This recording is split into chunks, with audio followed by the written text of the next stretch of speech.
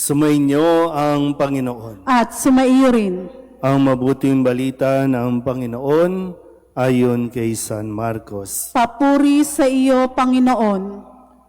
Noong panahong iyon, nalimutan ng mga alagad na magdala ng tinapay at iisa lang ang kanilang tinapay sa bangka. Kaiingat kayo. Ilagan ninyo ang libadura ng mga Pariseo at ang libadura ni Herodes. Babala ni Jesus sa kanila. Nag-usap-usap ang mga alagad. Wala kasi tayong dalang tinapay, kaya niya sinabi iyon.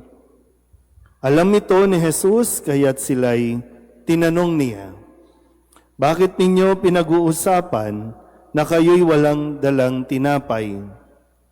Hindi pa ba kayo nakababatid o nakauunawa? Hindi pa ba ito abot ng inyong isip? Wala ba kayong mata? Wala ba kayong tenga? Nakalimutan na ba ninyo ng paghati-hatiin ko ang 5 tinapay para sa 5,000? Ilang bakol ang napuno ninyo sa mga lumabis na tinapay?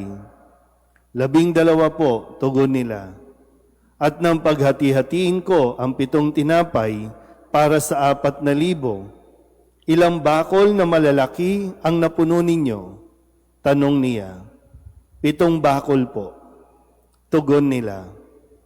At hindi pa rin ba ninyo nauunawaan? Wika niya.